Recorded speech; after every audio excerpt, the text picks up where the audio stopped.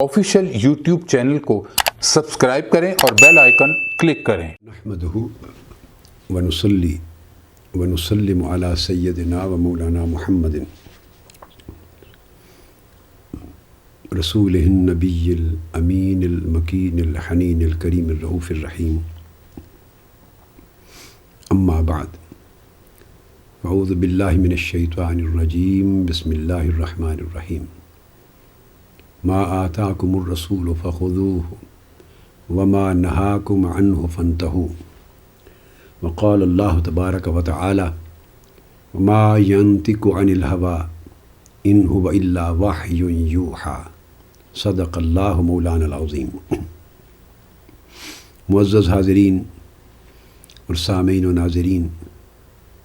अल्हम्दुलिल्लाह ताला अल्लाह जल्ला मजदूहु की तौफ़ीक़ से हम मुक़ाम रिसालत और हुज्जियत हदीस व सुन्नत के एक तवील सिलसिलावार मौजू पर गुफ्तगू करते चले आ रहे हैं। और पिछली नशिस्त में और उससे क़ब्ल हम इस मौजू के उस आखिरी अहम तरीन हिस्से को डिस्कस कर रहे हैं जो किताबत हदीस, रिवायत हदीस और आका अलैहिस्सलाम का हुक्म हिफ्ज़ हदीस, हदीस को याद करना,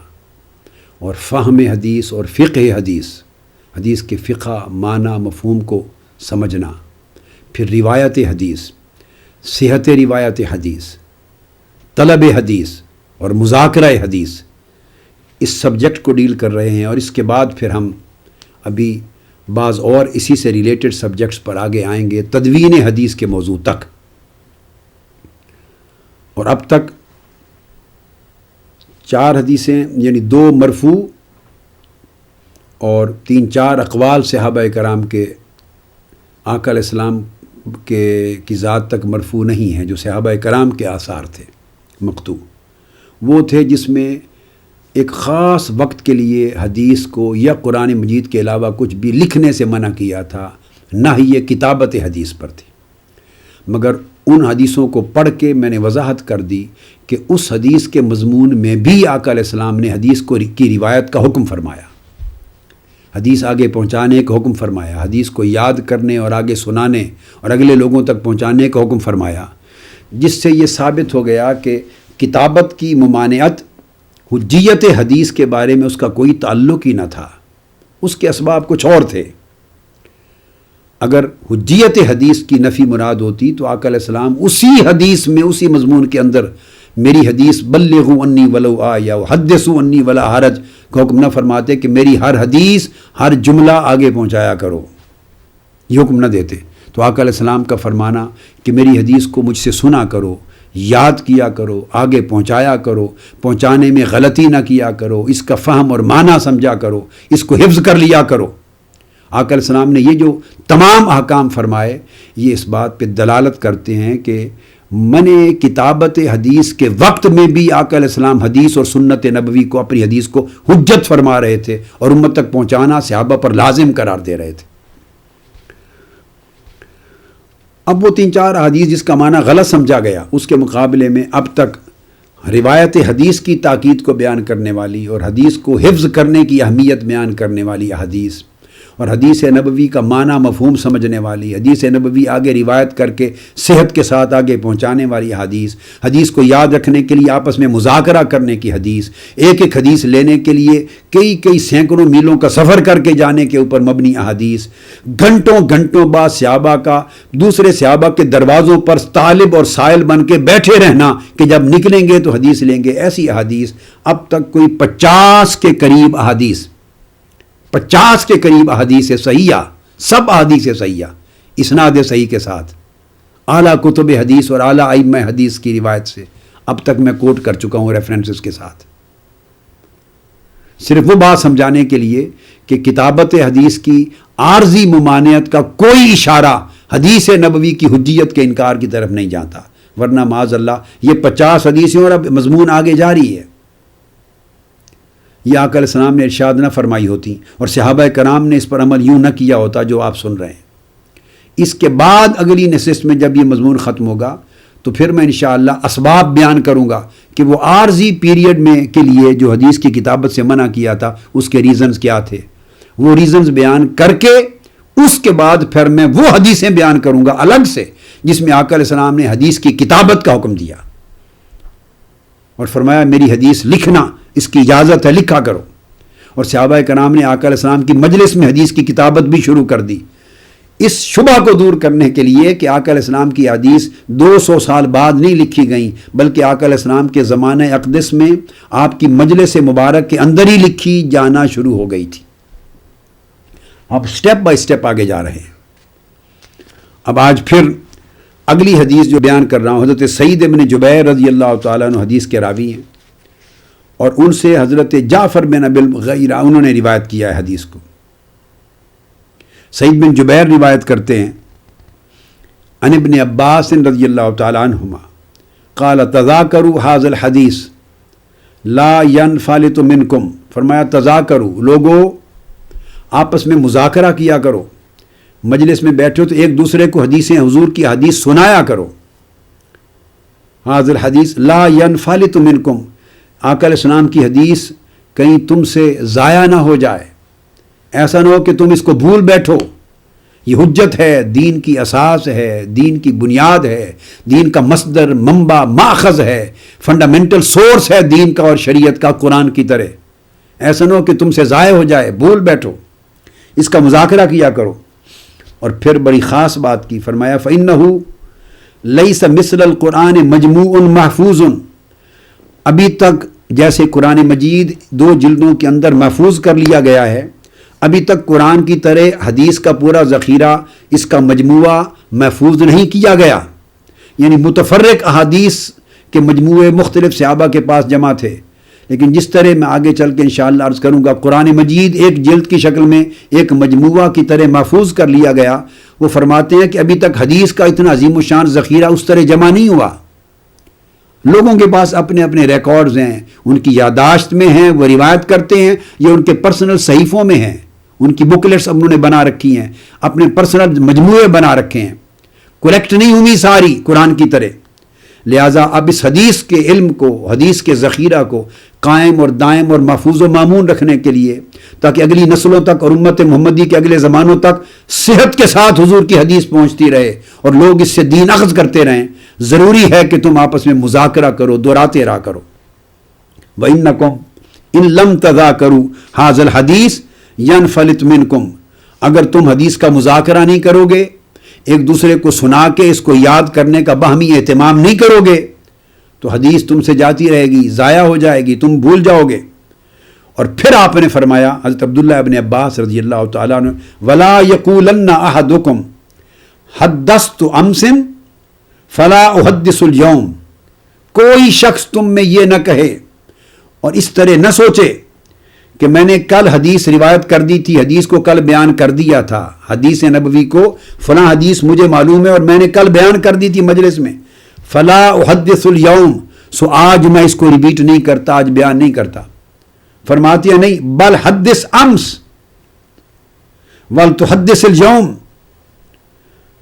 ولتحدث غدا. فرمایا حدیث نبوی کو یاد رکھنے اور محفوظ رکھنے کا طریقہ یہ ہے کہ آپ نے کل بھی حدیث کو روایت کیا تھا تو گزرے ہوئے کل میں بھی بیان کریں، آج پھر ریپیٹ کر کے بیان کریں، اور آنے والے کل میں پھر ریپیٹڈلی بیان کریں. ہر روز حدیث کا مذاکرہ کریں، بار بار تکرار کے ساتھ سناتے رہیں تاکہ حدیث آپ کو بھی یاد رہے اور سننے والوں کو یاد رہے. اس طرح صحت کے ساتھ حدیث آگے منتقل ہوگی. اس حدیث کے بھی تمام رجال ثقہ ہیں، اور امام دارمی نے بھی اس کو روایت کیا سنن میں، اور امام حروی نے اس کو روایت کیا، امام ابن ابی حاتم نے روایت کیا، اور اسی حدیث کو امام بخاری نے التاریخ الکبیر میں بھی روایت کیا، امام ابن حبان نے الثقات میں بھی روایت کیا. اور اسی طرح پھر حضرت عبد الرحمن بن ابی لیلہ، میں آپ کو گن گن کے مختلف صحابہ اور جلیل القدر تابعین، صحابہ اور جلیل القدر تابعین، ان دونوں کے آثار کوٹ کر رہا ہوں آقا علیہ السلام کے ان تمام ارشادات کی تعمیل میں، کہ کس طرح جب آقا علیہ السلام نے فرمایا حدثوا انی ولو آیہ، فَلْيُبَلِّغْ شَاهِدُ الْغَائِبَ حَدِّثُوا عَنِّي حَدِّثُوا عَن بَنِي اسرائیل. فرمایا نَدَّرَ اللَّهُ عِمْرَان سَمِعَ مِنِّي حَدِيثًا فَلْيُبَلِّغْهُ. جگہ جگہ آقا علیہ السلام نے جو تاکید فرمائی تھی تو اس پر عمل درآمد کا عالم صحابہ کرام کا اور تابعین کا اور نسلوں کا کیا تھا. اب عبد الرحمن بن ابی لیلہ روایت کرتے ہیں، وہ فرماتے ہیں خود قال تذاکروا،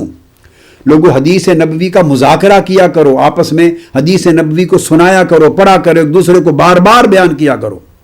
فإن إحیاء الحدیث مذاکرتہ، کہ حضور علیہ السلام کی حدیث کے علم کو زندہ رکھنا اس کے مذاکرہ سے ہی ممکن ہوگا. اب اسی طرح سفیان روایت کرتے ہیں حضرت اعمش سے، اور اعمش روایت کرتے ہیں ابراہیم النخعی سے، اور وہ روایت کرتے ہیں حضرت علقمہ رضی اللہ تعالیٰ عنہ سے. اور آپ کو معلوم ہے کہ حضرت علقمہ وہ آگے شاگرد ہیں عبداللہ ابن مسعود رضی اللہ تعالیٰ عنہ کے، جلیل القدر صحابی کے. وہ فرماتے ہیں تذاکر الحدیث فإن ذکرہ حیاتہ، حدیث نبوی صلی اللہ علیہ وسلم کا ہمیشہ مذاکرہ کرتے رہا کرو، کیونکہ اس کو یاد کرنا، بار بار اس کا ذکر کرنا اور اس کو بیان کرتے رہنا، یہ علم حدیث کو زندہ رکھنا ہے، اس کی زندگی یہ ہے. یہ حدیث بھی اسناد صحیح کے ساتھ ہے اور مختلف طرق کے ساتھ یہ حدیث امام دارمی نے اپنی سنن میں روایت کی، اور امام ابو خیثمہ نے العلم میں روایت کیا اپنی سند سے، امام ابو نعیم نے الحلیہ میں روایت کی اپنی سند سے، امام رامہ ہرمزی نے المحدث الفاصل میں روایت کی اپنے طریق سے، امام ابن عبد البر نے جامع بیان العلم میں روایت کی اپنے طریق سے، اور خطیب نے روایت کیا الجامع میں اپنے طریق کے ساتھ. اب یہی بات جو آگے آ رہی ہے، زیاد بن سعد روایت کرتے ہیں ابن شہاب زہری، مدینہ طیبہ کے امام حدیث کے، اور یہ سب تابعین ہیں جلیل القدر، اور یہ سینکڑوں صحابہ کرام کے تلامذہ ہیں، براہ راست ان سے استفادہ کرنے والے. وہ کہتے ہیں کہ زیاد بن سعد اور ان سے روایت کیا سفیان بن عیینہ نے جو امام ہیں حدیث کے اور جرح و تعدیل کے. وہ فرماتے ہیں کہ کان ابن شہاب یحدث الاعراب، اور یہ حدیث بھی اسناد صحیح کے ساتھ آئی ہے، اس کی حدیث کی سند صحیح ہے. فرمایا کہ ابن شہاب زہری ان کا معمول یہ تھا کہ مدینہ کے گرد و نواح کے جو اعراب تھے، دیہاتوں کے لوگ تھے، ان کا حلقہ بنا لیتے اور ان کے اندر بیٹھ کر آقا علیہ السلام کی حدیث بتکرار سناتے رہتے، تاکہ کچھ نہ کچھ وہ لے جائیں گے اور خود اپنی افادیت. فائدہ یہ ہوگا کہ بار بار مذاکرہ کرنے سے آقا علیہ السلام کی حدیث لفظاً لفظاً خود یاد رہے گی، بھولنے نہیں پائے گی. یہ معمولات تھے ان کے. اب اسی طرح اس حدیث کو جو میں نے آپ کو ابھی کوٹ کی، یہ بھی سند صحیح کے ساتھ ہے. امام حمیدی نے اس کو اس کے طریق سے، خطیب تبریزی نے امام بخاری کے شیخ امام حمیدی کے طریق سے روایت کیا، اور انہوں نے کہا کہ ہم نے سفیان بن عیینہ کے طریق سے لی، ابن شہاب زہری کے طریق سے. پھر آگے پھر اسی طرح اعمش روایت کرتے ہیں حضرت اسماعیل بن رجا، ان کا قول جلیل القدر تابعی. اسی طرح محمد بن فضیل راوی ہیں اعمش سے، اور اعمش بیان کرتے ہیں کہ کانا اسماعیل بن رجا یجمع صبیان الکتاب یحدثهم یتحفظ بذلک. فرماتے ہیں کہ اسماعیل بن رجا التابعی ان کا معمول یہ تھا کہ وہ بچوں کو جمع کر لیتے، جو لکھنے والے بچے تھے، چھوٹے چھوٹے بچے ان کے جمع کر لیتے، کاتبوں کے بچے، اور ان کے مجلس میں بیٹھ کے آقا علیہ السلام کی حدیث کو بار بار سناتے اور حدیث کا تذکرہ کرتے. یتحفظ بذالک، اس طرح ان تک تو حدیث پہنچتی ہی صحیح، لیکن اس صورت میں وہ خود اپنی احادیث نبوی کی سند کو، متن کو یاد رکھنے کا اہتمام کرتے. آقا علیہ السلام نے حفظ الحدیث کا حکم بھی فرمایا تھا، فمن حافظہ ووعاہا، جس نے اس کو یاد کیا، اس کو پورے طور پہ سمجھا، وبلغہ، اور اس کو آگے پہنچایا، بلغہ غیرہ، غیر تک پہنچایا. فرب حامل فقہ او آمن سامع، تو آقا علیہ السلام نے چونکہ حدیث کو سننے کا بھی حکم دیا تھا، اس کو روایت کرنے کا حکم دیا تھا، اس کو یاد رکھنے اور یاد کرنے کا حکم دیا تھا، اس لیے آقا علیہ السلام کے ایک ایک حکم کی تعمیل میں ان کے معمولات قائم تھے. تو تو حدیث کو یاد رکھنے کا معمول یہ تھا کہ ہم وقت حلقات قائم کر کے اس کا مذاکرہ کرتے رہتے، بار بار دہراتے تاکہ حدیث بھولے نہیں، تاکہ حدیث کے مجموعے ذخیرے تیار ہو گئے. یعنی حدیث کے ذخیرے تھے. میں بعد میں آپ کو انشاءاللہ جب تدوین کے موضوع پر آؤں گا، تدوین حدیث پر، تو اس کی تفصیل بیان کروں گا کہ کس طرح مجموعے تھے اور کب سے تیار ہوئے. لیکن میں بات کر رہا ہوں کہ وہ چھوٹے چھوٹے مجموعوں کو بڑے مجموعات میں جب ضم کر دیا گیا تو محفوظ ہو گئی، ورنہ وہ انڈیویجولز کے پاس اپنے اپنے صحائف تھے، مخطوطات تھے، ذخیرے تھے. اسی طرح ابو عبداللہ الشقری روایت کرتے ہیں اور ان سے حماد بن زید نے روایت کیا ہے. حماد بن زید امام اعظم رضی اللہ تعالیٰ عنہ کے شاگردوں میں سے ہیں اور امام بخاری کے والد حضرت اسماعیل البخاری ان کے شیخ ہیں حماد بن زید. وہ روایت کرتے ہیں ابو عبداللہ الشقری سے، اور وہ روایت کرتے ہیں حضرت ابراہیم النخعی سے. وہ کہتے ہیں قال حدث حدیثک من یشتہی و من لا یشتہی. محدث کے لیے کہتے ہیں کہ یہ نہ پرواہ کیا کرو کہ کون زیادہ طالب اور حریص ہے حدیث لینے سننے کا یا کون زیادہ طالب اور حریص نہیں ہے. جو لوگ مل جائیں کسی نہ کسی بہانے حدیث پاک کو ان کو بیان کر دیا کرو، تاکہ آپ کی زبان سے حدیث نبوی بار بار سنائی جاتی رہے، بیان ہوتی رہے. اس سے اگر وہ اخذ نہیں کرے گا تو کم سے کم آپ کا حفظ قائم رہے گا، آپ کو یاد رہے گی. اب یہ روایت بھی، یہ اثر بھی حدیث سند صحیح کے ساتھ ہے. اب آگے پھر محمد بن سعید روایت کرتے ہیں عبد السلام سے، اور وہ حجاج سے، اور وہ عطا سے روایت کرتے ہیں، اور عطا شاگرد ہیں التابعی عبداللہ ابن عباس رضی اللہ تعالیٰ عنہ کے، اور یہ روایت عبداللہ ابن عباس رضی اللہ تعالیٰ عنہ تک ہے. حضرت عبداللہ ابن عباس رضی اللہ تعالیٰ عنہ نے فرمایا، عن ابن عباس رضی اللہ تعالیٰ عنہما قال اذا سمعتم منا حدیثا، اب یہ صحابی رسول کا حکم ہے، فتذاکروہ بینکم،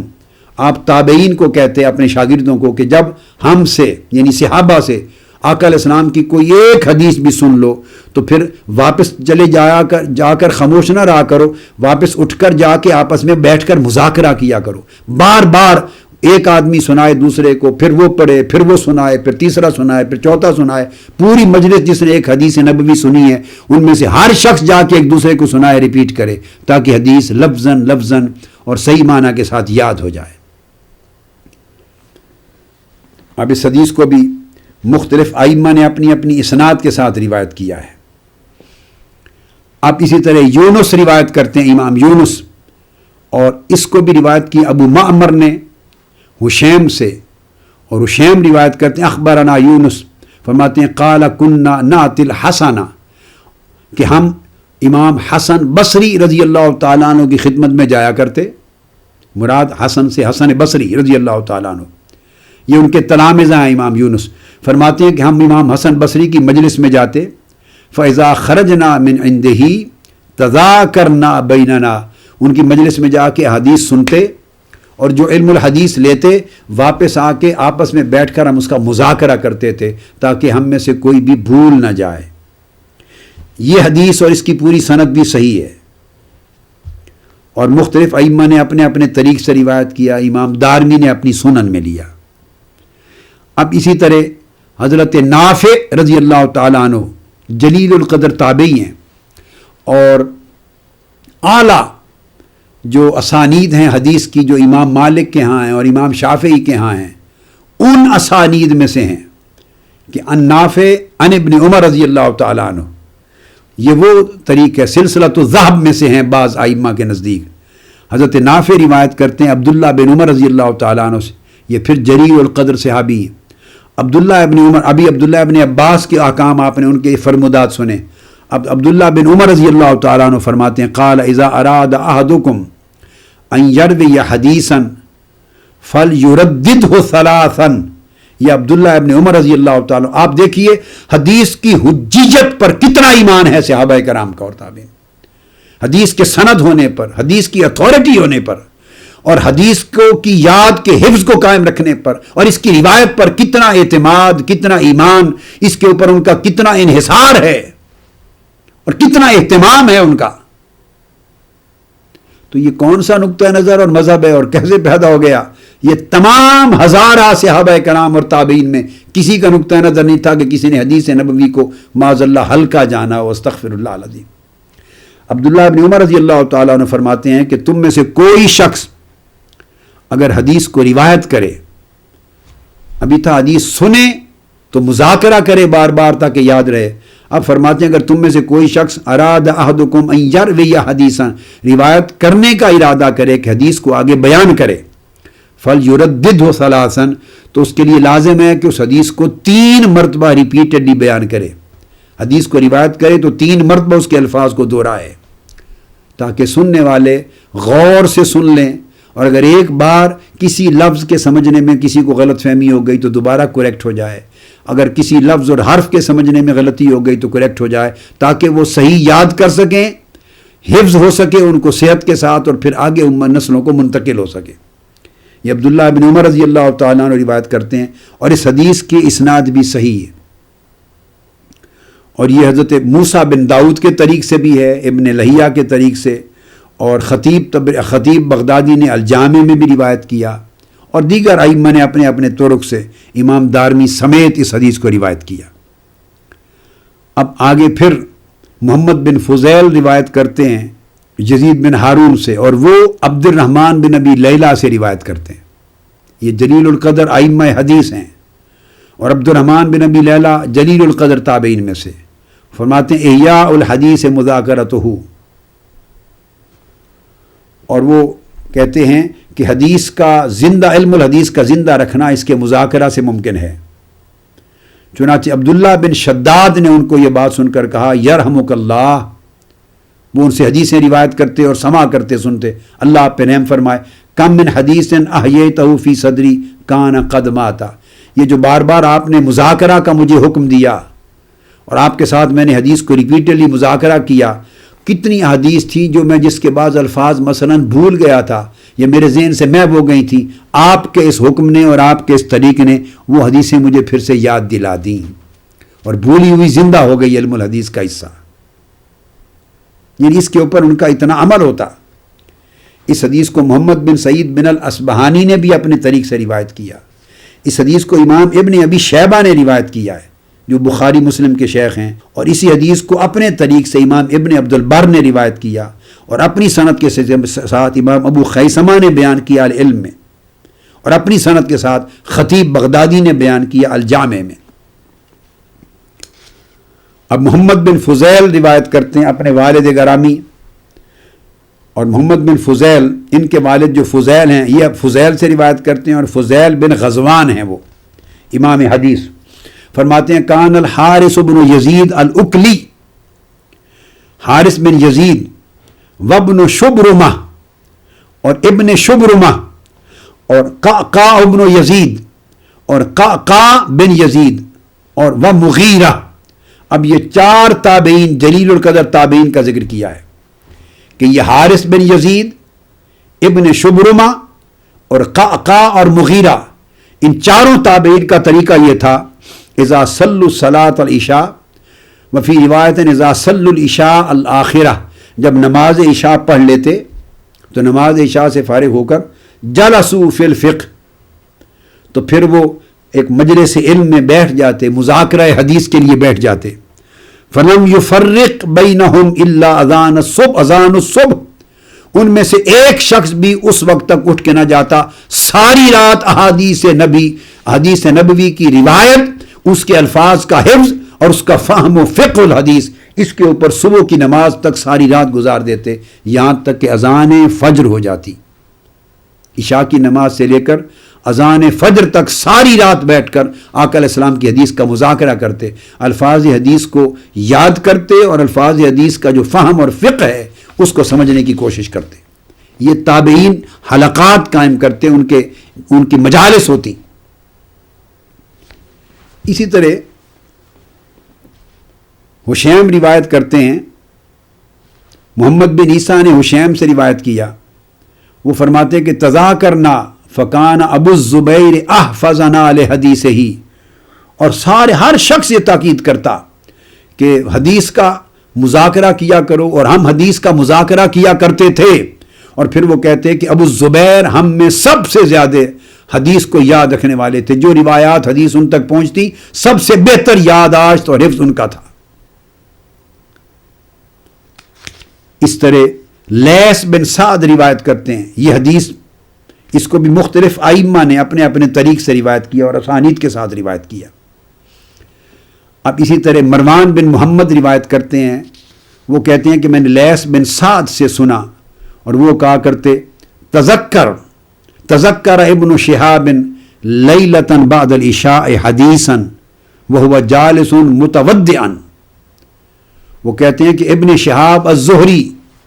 علم الحدیث کے امام جو اہل مدینہ میں سے صحابہ کرام کے تلامذہ شاگرد، فرماتے ہیں کہ وہ ایک رات وضو کرنے کے لیے بیٹھے، نماز عشاء کے بعد دوبارہ وضو تازہ کرنے کے لیے بیٹھے اور دوران وضو ایک حدیث کو دہراتے رہے، مذاکرہ کرتے رہے۔ فرمایا ہم نے دیکھا فما ذالک مجلسہ حتی اصبح، وہ وضو کے اندر ہی رہے، وضو کے کیف میں، وضو کرنے میں، اور آقا علیہ السلام کی حدیث کے نشہ نے ان پر وہ کیفیت طاری کر دی کہ حدیث دہراتے گئے اور وضو کرتے رہے، اسی حالت میں نماز فجر کا صبح کا وقت ہو گیا، صبح ہو گئی۔ اور مروان روایت کرتے ہیں جعل یتذاکر الحدیث، صبح طلوع ہو گئی اور نماز فجر کے لیے اٹھے وضو ختم کر کے، اور ساری رات فجر ہونے تک وہ حدیث ہی کو دہرا رہے تھے، مذاکرہ کر رہے تھے۔ حدیث کے اوپر اتنی محنت کیوں تھی؟ اگر تمام ہزارہ صحابہ کا اور ہزارہ تابعین کا بالاجماع یہ عقیدہ حجیت حدیث پر نہیں تھا اور اہمیت حدیث پر نہیں تھا اور فرضیت حدیث پر نہیں تھا اور وجوب حدیث پر نہیں تھا اور مشروعیت حدیث پر نہیں تھا اور اس کی روایت پر، اس کے حفظ پر، اس کے معنی اور مفہوم اور اس کی فقہ کے سمجھنے پر اور اس کے مذاکرہ پر اگر ان کا اتنا عقیدہ نہیں تھا تو یہ ساری محنتیں جو ہزارہ صحابہ اور تابعین کیا معاذ اللہ آقا علیہ السلام کے منشا کے خلاف کر رہے ہیں؟ یہ تو منشا رسول تھا جس کو پورا کر رہے ہیں۔ ہر صحابی اپنی زندگی اس پہ لگا رہا ہے اور تابعین حلقات کی شکل میں عشاء سے فجر تک ساری راتیں اس میں صرف کر رہے ہیں۔ جو آقا علیہ السلام کا حکم تھا میری حدیث کو زندہ رکھنا، میری حدیث کو یاد رکھنا، میری حدیث کی حفاظت کرنا، میری حدیث کے معانی کو سمجھنا اور میری حدیث کو یاد کر کے اگلی نسلوں تک پہنچاتے رہنا، یہ وہ فریضہ تھا جو آقا علیہ السلام نے ان کے ذمے سونپا تھا، یہ ذمہ داری اور امانت سونپی تھی، اس کو ادا کرنے کی محنت تھی۔ اسی طرح عطا بن صائب روایت کرتے ہیں اپنے والد سے، حضرت صائب سے، اور روایت کرتے ہیں ابو الاحوص سے، انہوں نے حضرت عبداللہ ابن مسعود رضی اللہ تعالیٰ عنہ سے روایت کی، حضور کے جلیل القدر صحابی۔ پھر عبداللہ ابن مسعود بھی یہ فرماتے ہیں اور ارشاد فرماتے ہیں قال تذاکروا ھذا الحدیث فإن حیاتہ مذاکرتہ، آقا علیہ السلام کی حدیث کو ہمیشہ یاد رکھا کرو اور مذاکرہ کیا کرو، دہرایا کرو بار بار اور ایک دوسرے کو سنایا کرو اور ایک دوسرے کو تاکہ یاد کرایا کرو، اس لیے کہ حدیث کا علم، اس کا زندہ رکھنا مذاکرہ سے ہی ممکن ہے۔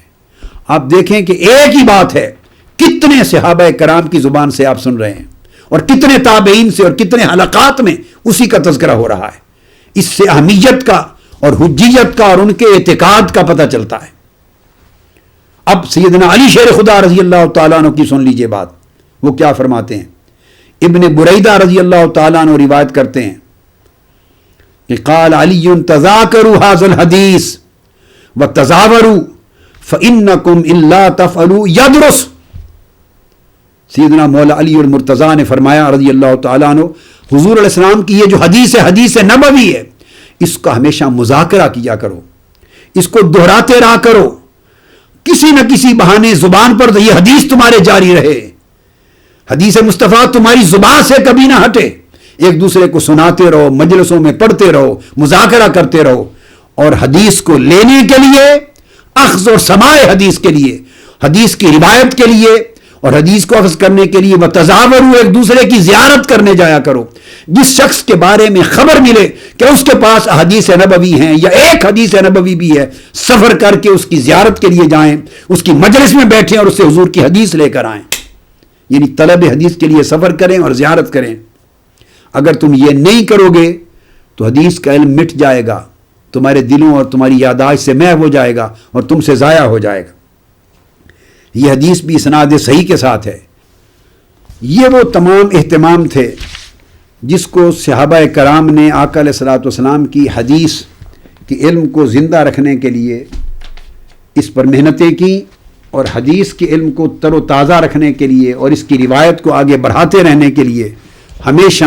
ان ایفرٹس کے اوپر کام کیا اور اس میں کبھی کوتاہی نہیں ہونے دی۔ اب یہاں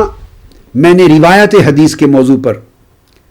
یہ کوئی 60 کے قریب یا ممکن ہے 70 کے قریب احادیث ہیں جو میں نے درجنوں کتب حدیث سے اسانید صحیحہ کے ساتھ آپ کے سامنے رکھی۔ اب آئیے دیکھنا ہے کہ جب روایت حدیث پر اس قدر زور ہے، حدیث کی حجیت پر اس قدر زور ہے، حدیث کی روایت کا اتنا اہتمام ہے اور آقا علیہ السلام کا بڑا تاکید کے ساتھ فرمان ہے، حدیث کو یاد رکھنے کا تاکیدی حکم ہے، حدیث کے مذاکرہ کا تاکیدی حکم بھی ہے اور جمیع صحابہ اور تابعین کا معمول بھی ہے، حدیث کے معنی مفہوم کو سمجھنے کا مفہوم ہے پر تاکیدی حکم ہے اور معمول ہے، حدیث کو ہر شخص کی ذمہ داری امانت ہے کہ اگلی نسلوں تک پہنچائے۔ جب اتنا اہتمام تھا تو دیکھنا ہے کہ وہ اس تھوڑے سے عرصے کے لیے پھر اس کو لکھنے سے کیوں منع کیا؟ لکھنے سے تو محفوظ رہتی ہے، لکھنے سے تو حدیث محفوظ رہتی ہے، کیوں منع کیا؟ تو ہاں اس کے مختلف اسباب تھے، مختلف اسباب تھے۔ یاد رکھ لیجئے کہ حدیث آقا علیہ السلام نے اپنی حیات طیبہ میں ہی حدیث کی کتابت کا حکم فرما دیا تھا، اور کتابت حدیث کے حکم کے ذریعے وہ جو منع کتابت تھی، کتابت کو روکا تھا، لکھنے سے منع کیا تھا، وہ منع کا حکم ٹوٹلی منسوخ کر دیا آقا علیہ السلام نے خود۔ کتابت حدیث کی احادیث نے منع کی حدیث کو منسوخ کر دیا، مگر پھر بھی اس حصے کا جائزہ لیتے ہیں کہ جب کیا منع اس کی ریزن کیا تھی؟ اس کے بے شمار اسباب تھے۔ ایک سبب تو پہلا یہ تھا، میں نے عرض کیا کہ تھوڑے لوگ تھے، صحابہ کرام کا دور تھا، لکھنے پڑھنے والے افراد زیادہ نہ تھے، تو آقا علیہ الصلوۃ والسلام کہ اس دور میں اہل مدینہ میں بہت کم لوگ تھے جو قرآن، پہلا سبب تھا کہ اوائل دور میں آقا علیہ السلام کی پوری کنسنٹریشن، پہلا سبب کہ تھوڑے عرصے کے لیے حدیث لکھنے سے کیوں روکا اور بعد میں بحال کر دیا حکم آقا علیہ السلام نے۔ اس پیریڈ کی بات اب میں علم کو تاکہ لوگوں تک پہنچے، کنسیپٹ کلیئر ہو جائے، شبہات دور ہو جائیں، کلیئر کرنا چاہتا ہوں۔ عہد رسالت مآب صلی اللہ علیہ وسلم میں کتاب، ٹرانسکرائبرز، لکھنے والے، رائٹرز جن کو لکھنے پر کچھ مہارت ہو، ان کی تعداد بہت کم تھی۔ میں عرض کر چکا پچھلی نشست میں کہ مکہ کے دور میں جب آقا علیہ السلام کی بعثت ہوئی تو بلازری بیان کرتے ہیں فتوح البلدان میں کہ 1 ملین 10 لاکھ افراد، 10 لاکھ کی تعداد تھی مکہ کی پاپولیشن، اور 15 آدمی تھے صرف 10 لاکھ میں جو مشکل سے اپنا نام لکھنا جانتے تھے۔ اتنا قحط تھا، لٹریسی ریٹ اتنا کم تھا، اور اہل مدینہ میں پھر اس سے کم تھا۔ آقا علیہ السلام نے آ کر شروع کرایا لوگوں کو پڑھنا اور لکھنے کا عمل۔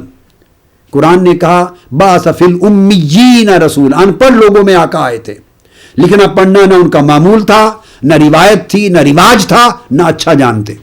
آقا علیہ السلام نے لکھنے پڑھنے کے عمل کو رواج دیا، اور قرآن نے آ کر اقرا کے ذریعے آغاز کرایا پڑھنے لکھنے کا۔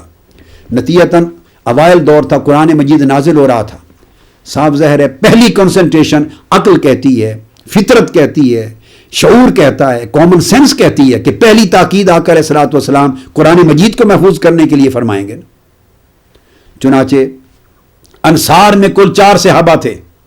اب سوچتے آئیے کہ کیوں اس دور میں منع کیا تھوڑے عرصے کے لیے حدیث کی کتابت سے، کہ قرآن مجید کی کتابت کے لیے آلریڈی بہت تھوڑے لوگ تھے جو آقا علیہ السلام سے آیات کو سنتے اور اپنے اپنے ریکارڈ پر لکھ لیتے۔ 4 صحابہ تھے کل انصار میں سے جنہوں نے آقا علیہ السلام کے حیات مبارکہ میں قرآن مجید لکھا، جمع کیا اور اس کی کتابت کی۔ ایک ابی بن کعب رضی اللہ تعالیٰ عنہ، ایک معاذ بن جبل رضی اللہ، ایک زید بن ثابت رضی اللہ تعالیٰ عنہ، اور ایک ابو زید رضی اللہ تعالیٰ عنہ۔ یہ جلد وصال فرما گئے، بدریین صحابہ میں سے تھے۔ اب یہی وہ صحابی ہیں زید بن ثابت جن سے عدم کتابت کی بات آئی۔ تو 4 صحابہ، تو کل یہ جتنی کتب آپ اٹھا کے دیکھیں آپ کو یہ بات ملے گی، یہ کل انصار میں سے تھے، اور 4 ہی صحابہ، اور بعضوں نے حضرت ابو الدرداء کو اس میں شامل کیا۔ اور اس طرح 4 صحابہ تھے مزید جو مہاجرین میں سے تھے جو لکھنا پڑھنا جانتے تھے، ان میں سیدنا صدیق اکبر رضی اللہ تعالیٰ عنہ، سیدنا عبداللہ ابن مسعود رضی اللہ تعالیٰ عنہ، حضرت سالم مولا ابی حذیفہ، ابو حذیفہ کے آزاد کردہ غلام حضرت سالم تھے۔ اس طرح ملا کے گویا 4 آدمی انصار کے پہلے ہوئے اور حضرت ابو الدرداء اس میں ایڈ ہو گئے، 5 بنے، اور 3 مہاجرین میں سے حضرت صدیق اکبر، عبداللہ ابن مسعود اور سالم مولا ابی حذیفہ، کل 8 آدمی صحابہ کرام میں سے تھے جو قرآن مجید کے لکھنے کے قابل تھے صحت کے ساتھ۔ جن کو تھوڑا لکھنا آتا تھا اور غلط لکھ بیٹھتے ان کو تو اجازت نہیں دینی تھی، وہ قرآن بھی غلط لکھ بیٹھتے، وہ حدیث بھی غلط، ہر آدمی تو ماہر نہیں تھا، غلط لکھ بیٹھتے۔ یہ اس قابل تھے، ریلائبل تھے کہ جو کتابت کرتے تو درست کتابت کرتے، لہجے کو سمجھتے، ہا اور ہا کا فرق سمجھتے، داد اور دال کا فرق سمجھتے، تا اور تا کا فرق سمجھتے، اور قرآن مجید کی کتابت کر سکتے یا حدیث کی بھی کر سکتے۔ تو کل 8 آدمی تھے۔ اب آپ اندازہ کریں آقا علیہ السلام کا جب وصال ہوا تو 1,14,000 صحابہ تھے، اتنی بڑی صحابہ کی تعداد، مگر آپ کی حیات مبارکہ میں قرآن مجید لکھنے والے افراد یہ۔ اب آپ اندازہ کر لیجئے۔ اسی طرح بعد میں سیدنا عثمان غنی، جنہوں نے اپنے طور پہ الگ کیا، وہ سیدنا عثمان غنی نے بھی قرآن مجید کو جمع کیا، خود سیدنا علی اور مرتضیٰ نے کیا، حضرت تمیم الداری نے کیا، عبادہ بن صامت نے کیا۔ یہ براہ راست 4 افراد الگ تھے، مگر جو آقا علیہ السلام کے زیر اہتمام کرنے والے تھے وہ 8 تھے۔ آپ حافظ ابن کثیر کا مقدمہ تفسیر ابن کثیر کو اور دیگر تمام کتب جو علوم قرآن پر ہیں، میں طویل فہرست نہیں گننا چاہتا، اس کو آپ اٹھا کے دیکھیے۔ جب یہ 4 صحابہ کل قرآن مجید کو انصار میں سے اور 4 تابعین میں سے جمع کرنے والے تھے، مہاجرین میں سے، تو آپ اندازہ کیجئے اگر انہی یہ اہل تھے، زیادہ کمپیٹنٹ تھے جو قرآن مجید لکھ سکتے، اور اگر انہی کو پھر عبداللہ بن عمرو بن العاص کچھ اور لوگ ایڈ ہوئے رفتہ رفتہ جو لکھائی کے قابل تھے، اگر ساتھ ہی ان کو حدیث بھی لکھنے کی اجازت دے دی جاتی تو آپ اندازہ کر لیں کہ قرآن مجید کی حفاظت کس طرح ہوتی۔ اور پھر حضور علیہ السلام کا عہد مبارک ختم ہو گیا، آپ کا وصال ہو گیا، قرآن مجید ایک جلد میں ابھی تک جمع نہیں تھا، ان کے پاس پرسنل ریکارڈز تھے، جمع کیا ہوا تھا قرآن مجید، ہر ایک نے الگ الگ لکھا ہوا تھا۔ پھر ایک جلد میں جمع کرنے کے لیے زیادہ تر حفاظ تھے۔ اس وقت بھی حدیث کے باب میں بھی آقا علیہ السلام نے فرمایا حدیث یاد کیا کرو، آپ نے زور حدیث کو حفظ کرنے کا دیا اور آگے اس کی تحدیث اور روایت کا دیا، اس پر زور، چونکہ یہ آسان تھا، ان کا معمول تھا، لکھنے والے کم تھے، یاد کرنے والے زیادہ تھے۔ اس کے برعکس یعنی 8 آدمی قرآن مجید کے لکھنے کے قابل تھے جو ریلائبل تھے، رائٹرز اور ٹرانسکرائبرز، اور 40 صحابہ ایسے تھے جو حافظ ہو گئے تھے قرآن مجید کے آقا علیہ السلام کی حیات مبارکہ میں، اس علم سے والناس تک پوری ترتیب کے ساتھ، چونکہ جبرائیل امین آقا علیہ السلام کے ساتھ ہر سال قرآن کا دور کرتے، اور آخری سال میں 2 بار ماہ رمضان میں دور قرآن کیا، دورہ قرآن۔ جب سیدنا صدیق اکبر کا دور آیا رضی اللہ تعالیٰ عنہ، تو آپ اندازہ کریں کہ مسیلمہ کذاب 1,00,000 مرتدین اور اپنے قبائل کے لوگ جو کفار تھے غیر مسلم، ان کا لشکر لے کے اس نے دعوی نبوت کیا۔ اگر قرآن محفوظ نہ ہوتا تو حضور علیہ السلام کے آخری زمانے میں جھوٹے مدعیان نبوت پیدا ہو گئے، اور سیدنا صدیق اکبر کے پہلے دور میں 2.5 سال کا دور خلافت 5 جھوٹے شخصوں نے دعوی نبوت کیا، ایک عورت سمیت، اپنے اپنے قبائل ان کے ساتھ مل گئے، وہ مصنوعی وحی گھڑنے لگے، ہم پر یہ وحی ہوئی ہے۔ اگر قرآن بر وقت صحت کے ساتھ محفوظ نہ کر لیا جاتا اور اس میں تھوڑی سی تساہل برتا جاتا، تاخیر برتی جاتی، تو مختلف لوگوں کے پاس قرآن مجید کے ریکارڈ صحیح محفوظ نہ ہوتے تو آج امت تک قرآن کیسے پہنچتا۔ چنانچہ 1,00,000 لوگوں کے ساتھ وہ حملہ آور ہوا، اور صحابہ کرام 13,000 تھے، ان میں 500 صحابہ حفاظ تھے۔ اندازہ کر لیں کہ قرآن مجید کی کتابت کرنے والے 8 ہیں اور 4 اور پرسنلی ہیں، یا 5، 12 یا 13 ہیں، ٹوٹل 13، اور مسیلمہ کذاب کے ساتھ لڑنے والے لشکر صحابہ میں اس صحابہ کرام کے 13,000 کے لشکر میں 500 صحابہ شہید ہوئے جو حفاظ قرآن تھے۔ دیکھیے بقایا اور کتنے حفاظ قرآن زندہ رہے ہوں گے، صرف شہادت پانے والے 500 حافظ سے قرآن تھے۔ تو حفظ پر زور اتنا تھا، کتابت پہ کم تھا۔ جب کم تھا، کتابت کا رجحان کم تھا، لکھنے والے کمپیٹنٹ لوگ کم تھے، تو آقا علیہ السلام کی پہلی ترجیح یہ تھی کہ جلد از جلد پورا قرآن الحم سے والناس تک لکھ لیا جائے۔ اور ہر ایک کو آقا پھر ترتیب بتاتے جاتے، یہ صورت ہے، یہ صورت ہے، یہ آیت فلاں جگہ، اس صورت کی ترتیب یہ ہے، الحم سے والناس تک پورے قرآن کے حافظ بنا دیے۔ جب حافظ تو بن گئے 40، اب چاہتے تھے کہ لکھا بھی جائے ترتیب کے ساتھ۔ تو پھر سیدنا فاروق اعظم رضی اللہ تعالیٰ عنہ کے مشورے پر، بخاری شریف میں حدیث آتی ہے، صحیح بخاری میں، سیدنا فاروق اعظم رضی اللہ تعالیٰ عنہ کے مشورے پر پھر سیدنا صدیق اکبر آمادہ ہوئے، پہلے وہ تیار نہ تھے، پھر دونوں نے مل کر زید بن ثابت رضی اللہ تعالیٰ عنہ کے کو کہا، یہ جنگ یمامہ میں 500 قراء حفاظ صحابہ شہید ہو گئے، اگر شہید ہوتے رہے تو قرآن کی حفاظت ممکن نہ ہوگی، تو زید بن ثابت کو مقرر کیا۔ اب ووٹ جمع کرنے کو تیار نہ تھے،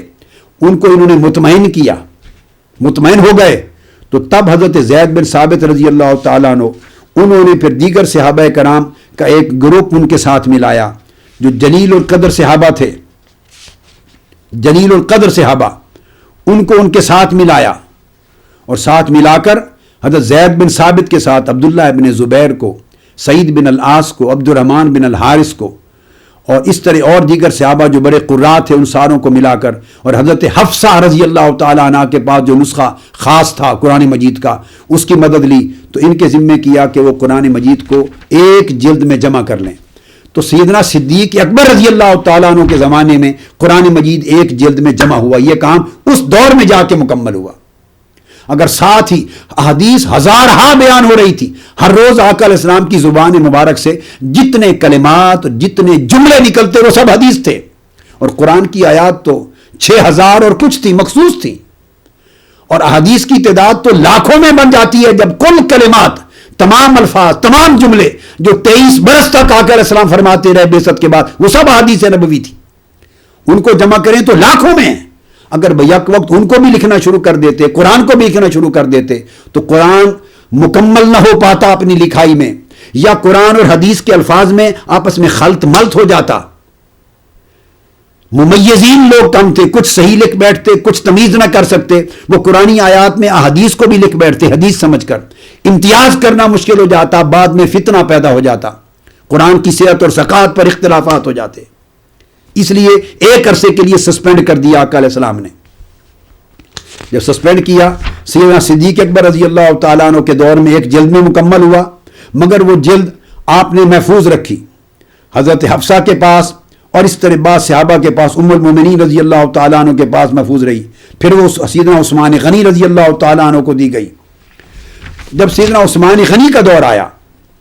سیدنا عثمان غنی رضی اللہ تعالیٰ عنہ کے دور تک فتوحات ہو چکی تھی، آذربائیجان، آرمینیا اور وسطی جو ایشیا کے علاقے ہیں، ترکمانستان کے علاقے ہیں، عراق کے ہیں، سیریا، شام، یہ ساری فتوحات ہو گئی تھی۔ اب ہر ملک کے لوگوں کے لہجے الگ تھے، عرب نہیں تھے، اب وہ بھی قرآن پڑھنے لگے، ان کے لہجے اور تھے، تو لہجے بدلنے کی وجہ سے وہ لکھتے بیان کرتے تو فرق آ جاتا۔ حضرت حذیفہ بن یمان رضی اللہ تعالیٰ عنہ جب وہ جہاد میں گئے اور فتح آرمینیا اور فتح آذربائیجان سے واپس پلٹے، تو وہاں شام سے صحابہ بھی آئے ہوئے تھے اور تابعین، اور عراق سے بھی آئے ہوئے تھے، اور مختلف ملکوں سے، تو سب نے قرآن مجید کی تلاوت کرتے۔ تو جب انہوں نے سنا کہ ان کی قراءات مختلف ہیں، حروف کی ادائیگی کے طریقے مختلف ہیں، بعض لوگوں کی زبان میں بعض حروف تھے ہی نہیں۔ آپ انگلش کو لے لیں، انگلینڈ کے لوگ انگلش کے کئی حروف ادا نہیں کرتے، چھوڑ دیتے ہیں، امریکہ کینیڈا میں وہ ادا کرتے ہیں، کسی اور دنیا میں کسی پر زور دیتے ہیں، کسی میں کم، سننے والے کا فرق آتا ہے، جب تک اس کو مہارت نہ ہو تمام لہجوں پر مغالطہ ہو جاتا ہے۔ جب انہوں نے سنا کہ قرآن مجید کی مختلف حروف کی ادائیگی میں، مخارج میں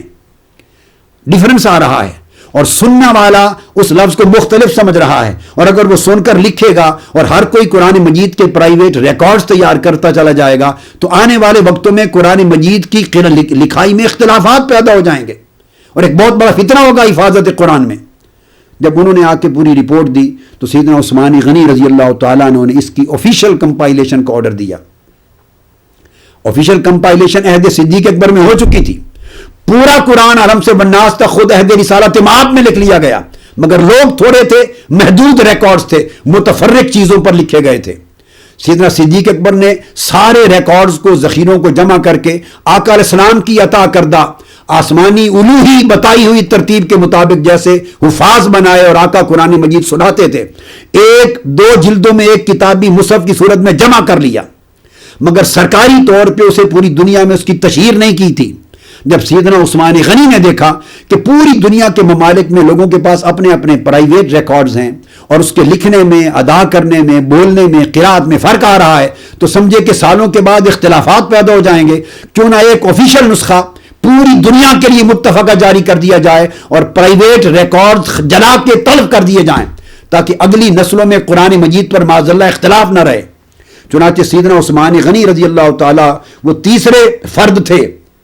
اس پر سیدنا ابو بکر صدیق کا اتفاق ہو چکا تھا، عمر فاروق کا ہو چکا تھا اس نسخے پر، اور سیدنا علی شیر خدا نے بھی نسخہ قرآن مجید کا لکھ لیا تھا، ان کا بھی موجود تھا، سیدنا عثمان غنی کے پاس موجود تھا، ام المومنین حضرت حفصہ کے پاس موجود تھا، قراء حفاظ صحابہ موجود تھے۔ آپ نے عثمان غنی رضی اللہ تعالیٰ عنہ نے پھر سرکاری اہتمام کر کے تمام صحابہ کے اجماع کے بعد متفقہ طور پہ ایک کونسل بنائی، اور اس کونسل کے ذریعے آپ نے پھر حضرت زید بن ثابت انصاری کے ذریعے اور عبداللہ بن زبیر القرشی کے ذریعے اور سعید بن العاص کے ذریعے اور دیگر اور بڑے جلیل القدر صحابہ جو قرآن کے حافظ تھے اور قریشی زبان کے، قرشی قریش کے لہجے کے عبد الرحمن بن حارث تھے، بن ہشام بن المغیرہ تھے، عبداللہ بن عمر بن مخزوم القرشی تھے، یہ وہ سارے لوگ تھے جن کے پاس نسخے بھی تھے اور قرآن مجید میں صحیح لب و لہجہ کے ماہر بھی تھے۔ ان ساروں کو جمع کر کے ان ساروں کو قرآن مجید کا وہ حضرت حفصہ رضی اللہ تعالیٰ عنہ سے وہ نسخہ لیا اور ان تمام نسخوں کو اکٹھا کیا اور تمام قراء اور صحابہ کو اکٹھا کیا، تو سیدنا عثمان غنی رضی اللہ تعالیٰ عنہ نے قرآن مجید کا وہ آفیشیل نسخہ تیار کیا جس کی ہر ایک نے توثیق کی، سیدنا علی شیر خدا نے کی، تمام صحابہ نے کی، مہاجرین نے کی، انصار نے کی، ازواج مطہرات میں جو حیات تھی انہوں نے کی۔ جب ایک متفقہ کنسنسس کے ساتھ نسخہ جس پر کوئی اختلاف نہ رہا تیار ہو گیا، تو آپ نے وہ نسخہ پورے اطراف و اکناف عالم میں ارسال کیا، بھیجا تاکہ قرآن مجید کی حفاظت ہو، اور ارسال کر کے کہا اب اس نسخے کی کاپیاں پوری دنیا اسلام میں پھیلا دی گئیں، اور کہا جن لوگوں نے شام میں، آذربائیجان میں، عراق میں، فارس میں، وسطی ایشیا میں، ترکمانستان میں، دور دراز کے علاقوں میں جن کی زبان عربی نہیں ہے، لہجہ ہی عربی نہیں ہے، حروف کی ادائیگی میں فرق آ جاتا ہے زمین آسمان کا، آپ آج دیکھ لیجئے، آپ اب عربی زبان پڑھتے ہیں، پاکستانی اور لہجے میں پڑھیں گے، عرب اور لہجے میں پڑھیں گے،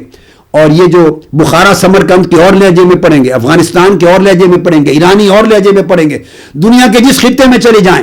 آپ ساؤتھ افریقہ چلے جائیں اور لہجے میں پڑھیں گے، امریکہ کے ساتھ گھانا چلے جائیں، میں سنتا ہوں ہر ایک کی الگ الگ لہجے میں پڑھیں گے۔ آج لہجے مختلف ہیں تو آپ نے لہجوں کو ختم کیا، چونکہ مختلف لہجوں سے قراءات میں فرق آ رہا تھا، حروف کے فہم میں فرق آ رہا تھا، سرکاری نسخہ رائج کیا اور فرمایا کہ اس کے علاوہ جن کے پرائیویٹ ریکارڈز ہیں وہ سارے جلا دیے جائیں۔ اب جو لوگ اس حدیث کے اس حکم کو لیتے ہیں کہ آقا علیہ السلام نے فرمایا قرآن کے علاوہ جس نے جو کچھ لکھا ہوا ہے وہ مٹا دے، اور بلا کے مٹا دیا گیا، یہ صحابہ کرام نے یا سیدنا فاروق اعظم نے مٹا دیا۔ ارے قرآن مجید کے علاوہ باقی چیزوں کو مٹا دینا، پانی سے دھو دینا، ایک طرف اس کو رکھیے، پرائیویٹ ریکارڈز تھے، ایک طرف یہ رکھیے کہ جن لوگوں نے پوری دنیا اسلام کے مختلف خطوں میں اپنے گھروں میں ذاتی، کسی نے ایک سورت کا، کسی نے 2 سورتوں کا، کسی نے چند رکوعوں کا، کسی نے چند آیات کا، جتنے پرائیویٹ ریکارڈز تھے قرآن مجید کے لکھ رکھے، تمام صحابہ کے اجماع سے سیدنا عثمان غنی کا سرکاری فرمان جاری ہوا خلافت کا، وہ سارے نسخے قرآن کے پرائیویٹ وہ جلا دیے گئے۔ وہ تو پرائیویٹ قرآن مجید کے جنہوں نے لکھ رکھے تھے چونکہ ان کی لکھائی میں غلطیاں تھیں،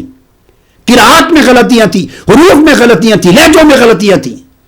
ان کو اس لیے جلا دیا کہ اگر یہ برقرار رہے تو اگلی نسلیں اختلاف کریں گی، قتل و غارت ہوگی قرآن مجید پر، کوئی کہے گا یہ صحیح ہے، وہ کہے گا یہ صحیح ہے۔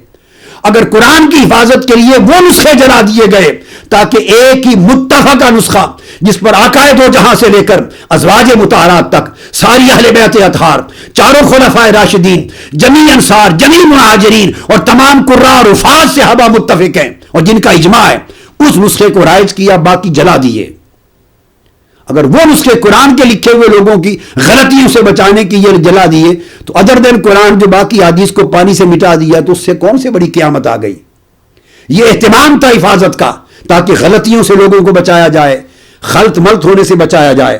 امام ابو داؤد الطیالسی روایت کرتے ہیں سند صحیح سے کہ سیدنا علی شیر خدا رضی اللہ تعالیٰ عنہ نے فرمایا، جب سیدنا عثمان غنی نے پرائیویٹ نسخوں کو غلطیوں سے قرآن مجید کو بچانے کے لیے جلانے کا حکم دے دیا، تو انہوں نے فرمایا خدا کی قسم عثمان نے درست کیا، اگر عثمان غنی ان نسخوں کو آج جلانے کا حکم نہ دیتا تو میں اپنے دور میں اس کو جلانے کا حکم دے دیتا، میں جلوا دیتا۔ اس لیے کہ اگر ہزارہ لوگ اپنے گھر میں پرائیویٹ نسخے لے کے بیٹھے ہوں گے تھوڑے تھوڑے آیتوں کے، اور ان کے اندر ان کی اپنی فہم اور اپنے لب و لہجے کے اختلاف کی وجہ سے لکھائی میں آیتیں غلط لکھ لی ہوں گی، مختلف لکھ بیٹھیں، تو آنے والی نسلیں ان کو جب وہ پہنچیں گی تو وہ تو اختلاف کریں گے اور قرآن مجید کے اوپر اجماع ہی نہیں ہو سکے گا، وحدت فکری نہیں ہوگی۔ تو اسناد صحیح کے ساتھ سیدنا علی رضی اللہ تعالیٰ عنہ سے یہ مروی ہے، آپ نے کسی ایک صحابی نے ان نسخوں کے جلانے پر اعتراض نہیں کیا، وہ سمجھتے تھے کہ قرآن کی حفاظت کا اہتمام ہی یہ ہے، اور اللہ نے جو وعدہ کیا تھا انا نحن نزلنا الذکر وانا لہ لحافظون، کہ ہم نے اس قرآن کو نازل کیا، ہم اس کی حفاظت کریں گے، اور یہ حفاظت جو اللہ نے اپنے ذمہ لی تھی، اس حفاظت کا وعدہ عثمان غنی کے ہاتھوں سے پورا ہوا رضی اللہ تعالیٰ عنہ۔ اور اب حکمت سمجھ آتی ہے حدیبیہ کے میدان میں کہ کیوں عثمان غنی رضی اللہ تعالیٰ عنہ کو آقا علیہ السلام نے بھیجا تھا کہ قریش مکہ سے جا کے مذاکرات کریں، ڈائیلاگ کریں۔ وہ مذاکرات کے لیے گئے تھے اور پیچھے آقا علیہ السلام نے بیعت لی، جسے بیعت رضوان کہتے ہیں، 1500 صحابہ سے۔ جب وہ آقا علیہ السلام کے ہاتھ پر بیعت لے رہے تھے، آقا علیہ السلام کے دست اقدس پر سیدنا عثمان غنی موجود نہ تھے، تو حدیث صحیح میں آتا ہے آقا علیہ السلام نے فرمایا اپنا ایک ہاتھ اٹھا کر فرمایا یہ میرا ہاتھ ہے، اور فرمایا ھذا ید عثمان، یہ میں اپنے ہاتھ کو عثمان کا ہاتھ قرار دیتا ہوں، اور اس کو اپنے ہاتھ پہ رکھ کر فرمایا میں عثمان کی بیعت اپنے ہاتھ کے ذریعے اپنے ہاتھ پر لیتا ہوں، تاکہ عثمان بھی بیعت رضوان سے خارج نہ رہ جائیں۔ تو آقا علیہ السلام نے اپنے ایک ہاتھ سے دوسرے ہاتھ پر اس طرح رکھ کر فرمایا کہ عثمان کا ہاتھ میرا ہاتھ ہے، اور میں اپنے ہاتھ کے ذریعے عثمان کی بیعت لے رہا ہوں۔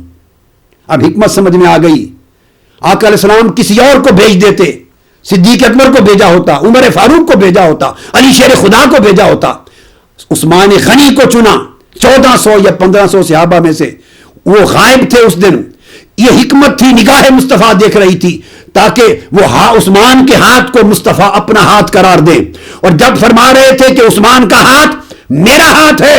ادھر رب کائنات کی وحی نازل ہو رہی تھی، ید اللہ فوق ایدیہم، اے میرے حبیب اگر تو اپنے ہاتھ کو عثمان کا ہاتھ بنا رہا ہے تو میں اپنے ہاتھ کو اپنا دست خدا بنا رہا ہوں۔ یہ لوگ آپ کے ہاتھ پر نہیں میرے ہاتھ پر بیعت کر رہے ہیں، اور ان کے ہاتھوں پر نبی کا ہاتھ نہیں بلکہ خدا کا ہاتھ ہے۔ تو گویا خدا نے اپنا ہاتھ مصطفیٰ کا ہاتھ قرار دیا، مصطفیٰ نے اپنا ہاتھ عثمان کا ہاتھ قرار دیا۔ یہ حکمت تھی اور اشارہ تھا آنے والے وقتوں کے لیے کہ امت یہ سمجھے کہ جب عثمان غنی قرآن مجید کا ایک سرکاری نسخہ تیار کریں گے اور ساری کائنات کے اطراف و اکناف میں روانہ کریں گے اور باقی نسخے جلا لیں گے، کوئی عثمان غنی کے عمل پہ اعتراض نہ کرے، اس لیے پہلے فرما دیا تھا جو عثمان کے ہاتھ سے ہوگا وہ اس کے ہاتھ سے نہیں، وہ مصطفیٰ کے ہاتھ سے ہو رہا ہے۔ اور اللہ نے کہہ دیا تھا مصطفیٰ جو تیرا ہاتھ ہے وہ تیرا نہیں، وہ میرا ہاتھ ہے۔ یہ ایک سلسلہ قائم کر دیا تھا، سند قائم کر دی تھی، ید عثمان، ید النبی اور ید اللہ، ایک سند قائم کر دی تھی اللہ رب العزت نے۔ اور حفاظت قرآن کے اوپر یہ سند ہے، اللہ کی اپنی حفاظت کا ہاتھ ہے۔ تو قرآن مجید جا کر اتنی محنت اور اہتمام کے ساتھ یعنی 3 ادوار میں مکمل ہو کے سرکاری طور پہ پھیلا، تو یہ وہ بنیادی ایک سبب تھا۔ 6 اسباب تھے جو میں باقی آگے بیان کروں گا، مگر پہلا سبب یہ میں نے واضح کیا کہ چونکہ لکھنے والے لوگ کم تھے، حفظ کرنے والے زیادہ تھے۔ فرق آپ نے دیکھ لیا کہ کل 4 انصار، 4 مہاجرین اور کچھ اور صحابہ پرائیویٹلی کرنے والے 12 افراد تھے یا 13 جو قرآن مجید آقا علیہ السلام کے عہد مبارک میں جنہوں نے لکھا ہے، پورے قرآن کے جمع کرنے میں جو انوالو ہوئے ہیں، پورے قرآن کو اکا دکا آیات یا کچھ چند آیات یا مختلف حصے وہ زیادہ لوگوں نے لکھ رکھے تھے، مگر یہ جمع قرآن کے ذمہ دار بنے۔ جبکہ صحابہ کرام آقا علیہ السلام کا جب وصال ہوا تو 1,14,000 تھے، 1,14,000 میں 12 صحابہ قرآن مجید کے جمع کرنے میں محفوظ تھے۔ تو ساتھ ہی اگر حدیث کی کتابت کا حکم دے دیا جاتا، اجازت شروع زمانے میں ہی اوائل دور میں دے دی جاتی، تو قرآن مجید کی حفاظت مشکل ہو جاتی، وہ جو جا کے 3 سٹیپس میں مکمل ہوئی ہے۔ تو آقا علیہ السلام نے اس لیے منع فرمایا کہ ایک ہی مجلس میں وہ قرآن بھی بیان کرتے اور بتاتے یہ آیات قرآنی ہے، اور اسے تشریح بھی کرتے، تفسیر بھی کرتے، آقا علیہ السلام کا واعظ بھی ہوتا، آقا علیہ السلام کے ارشادات و فرمودات بھی ہوتے، وہ سب احادیث ہوتی۔ لکھنے والے لوگ سارے بہت پڑھے لکھے نہیں تھے، عرب بھی تھے، ٹوٹے پوٹے لفظوں میں لکھنے والے بھی تھے، زیادہ ممیز لوگ نہیں تھے، فقہا نہیں تھے جو امتیاز کر سکیں۔ تو اندیشہ کیا تھا، اگر اجازت دے دیتے تو جو آدمی لکھنا جانتا ہے وہ لکھنے لگ جاتا، اور ڈائریاں تو نہیں تھی، نوٹ بکس تو نہیں تھی، کاغذ کی انڈسٹری نہیں تھی کہ الگ لکھتے بھئی یہ قرآن لکھیں گے اس کاپی میں، اس میں حدیث لکھیں گے۔ کوئی چمڑے پہ لکھ رہا ہے جو میسر ہے، کوئی گتے پر لکھ رہا ہے، کوئی لکڑی پہ لکھ رہا ہے، کوئی کسی چیز پر، کوئی ہڈی کے اوپر لکھ رہا ہے۔ تو کیا ہوتا، لوگ حضور سے آیات قرآنی بھی لکھتے رہتے اور حدیث بھی لکھتے رہتے، اور سمجھے مہینہ گزرنے کے بعد کسی کو کیا رہا، کتنوں کو یاد رہتا کہ یہ قرآنی آیات تھی، یہ حدیث تھی، اور کتنے مکس کر بیٹھتے اور اختلافات پیدا ہو جاتے۔ جو عثمان غنی رضی اللہ تعالیٰ عنہ نے جن اختلافات سے امت کو بچانے کے لیے باقی نسخے جلوائے، دراصل یہ وہی عمل تھا جو آقا علیہ السلام نے کیا، کہ آقا علیہ السلام نے سسپینڈ کر دیا کہ قرآن کے علاوہ کچھ نہ لکھا جائے، کہ تم مکس کر بیٹھو گے، خلط ملط کر بیٹھو گے، اور قرآن مجید اللہ کی کتاب جو ہے اس کے اندر احادیث اور آیات کو آپس میں ملا کر اس کی صحت برقرار نہیں رہے گی، اور اس طرح قرآن مجید کی صحت کے ساتھ حفاظت، اس کی کتابت، اس کی جمع و تدوین کا عمل متاثر ہوگا۔ یہ بنیادی 6 اسباب جو منع کتابت کے ہیں جن کو میں بیان کروں گا، اس میں سے پہلا سبب میجر یہ تھا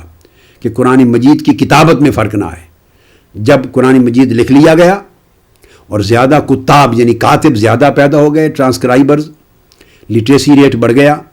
اور ممیزین صحابہ ہو گئے، تو ساتھ ہی آقا علیہ السلام نے ضرورت محسوس کی کہ اب قرآن مجید محفوظ ہونے لگ گیا ہے، لوگوں کا شعور بھی ڈیولپ ہو گیا ہے، نالج بھی بڑھ گیا ہے، اور امتیاز بھی کرنے کے قابل ہو گئے ہیں، اور مخصوص کچھ لوگوں کو صرف قرآن مجید کی کتابت پہ لگا دیا، ایک ٹیم بنا دی۔ جب ٹیم ورک شروع ہو گیا اور ان کے ذمہ داری کر دی کہ آقا علیہ السلام کو وہ لکھتے، پھر لکھ کے سناتے، پھر اس کے بعد وہ حافظ بھی بنتے، قاری بھی بنتے، سناتے، کریکشن لیتے اور جمع کرتے چلے جاتے۔ جب جمع قرآن کا اہتمام آقا علیہ السلام نے کروا لیا سیٹسفیکٹوریلی، اہتمام تسلی کے ساتھ، تو اسی وقت آقا علیہ السلام نے ساتھ ہی اب احادیث کے لکھنے کی اجازت دے دی۔ اس پر گفتگو انشاءاللہ آگے چل کے میں کروں گا کہ پھر فرمایا اب مجھ سے احادیث بھی لکھا کرو۔ اور پھر حضور علیہ السلام کی مجلس میں صحابہ کرام جب امتیاز پیدا کرنے کا شعور ڈیولپ ہو گیا اور قرآن مجید کی کتابت اور اس کی حفاظت کے اہتمام کے لیے ٹیم الگ سے مقرر ہو گئی، تو پھر آقا علیہ السلام نے احادیث کی کتابت بھی کروائی اور اس کے الگ ریکارڈز تیار ہوئے۔ اس کو انشاءاللہ آگے چل کے کوٹ کروں گا پورے حوالہ جات کے ساتھ۔ تو 6 اسباب میری نظر سے گزرے ہیں جن کو مختلف ائمہ نے بیان کیا، صحابہ کرام کے اقوال سے اخذ کیا، احادیث نبوی سے اخذ کیا، اقوال اور آثار صحابہ سے اخذ کیا، آثار تابعین سے اخذ کیا، تبع تابعین کے اقوال سے اخذ کیا، حتیٰ کہ امام ابن عبد البر کی جامع بیان العلم کی بحث سے اور خطیب بغدادی کی کتاب تقیید العلم تک جتنے ائمہ اس پر لکھتے رہے ہیں، ان تمام ابحاث کو جمع کر کے میں نے خلاصہ کیا ہے تو 6 اسباب میجر بنے ہیں، 6 میجر سبب بنے ہیں، جن میں سے پہلا سبب میں نے بڑی تفصیل کے ساتھ آپ کے سامنے رکھا کہ قرآن مجید کی حفاظت اور اس کی کتابت و تدوین اور جمع و تدوین کے عمل کو اس میں پورا اہتمام کرنے کے لیے، یکسوئی پیدا کرنے کے لیے آقا علیہ السلام نے ٹیمپوریریلی سسپینڈ کی، منع کیا۔ اور جب یہ ٹیم الگ بن گئی، اہتمام قرآن مجید کی حفاظت و کتابت کا ہو گیا اور آقا علیہ السلام کو اطمینان ہو گیا، تسلی ہو گئی کہ اب یہ الگ ٹیم مقرر ہے جو قرآن کی جمع ترتیب کے کام میں لکھنے میں لگی ہوئی ہے، اور آقا علیہ السلام کو پڑھ کے سناتے، پھر سنتے، کریکٹ کرتے، آیتوں کو ترتیب سے لکھتے، صورتوں کو اپنی ترتیب سے لکھتے۔ جب اس کام میں لگ گئے تب آقا علیہ السلام نے بالعموم باقی جمیع صحابہ کرام کو احادیث بھی اپنی مجلس کے اندر لکھنے کی اجازت دے دی۔ پھر حدیث لکھی جانی شروع ہو گئیں، جس کو ہم آگے بیان کریں گے، مگر پہلے اگلی نشست میں انشاءاللہ بقیہ 6 اسباب جو اس دور میں منع کتابت حدیث کے تھے اس کا ذکر کریں گے۔ آج ایک سبب بیان ہو چکا کہ قرآن مجید کی حفاظت کی خاطر اوائل دور اسلام میں عارضی طور پہ سسپینڈ کیا کتابت حدیث کو۔ اللہ رب العزت ہمیں صحیح فہم عطا کرے اور پھر احکام اسلام کو اور حدیث نبوی کو اور اسلام کی تاریخ کو صحیح اس کی معرفت نصیب ہو اور اس کے اصل اسرار کے ساتھ ہمیں معاملات کو سمجھ کر صحیح رائے اور صحیح نتیجے پر پہنچنے کی توفیق عطا فرمائے۔ وما علینا الا البلاغ۔ آفیشیل یوٹیوب چینل کو سبسکرائب کریں اور بیل آئیکن کلک کریں۔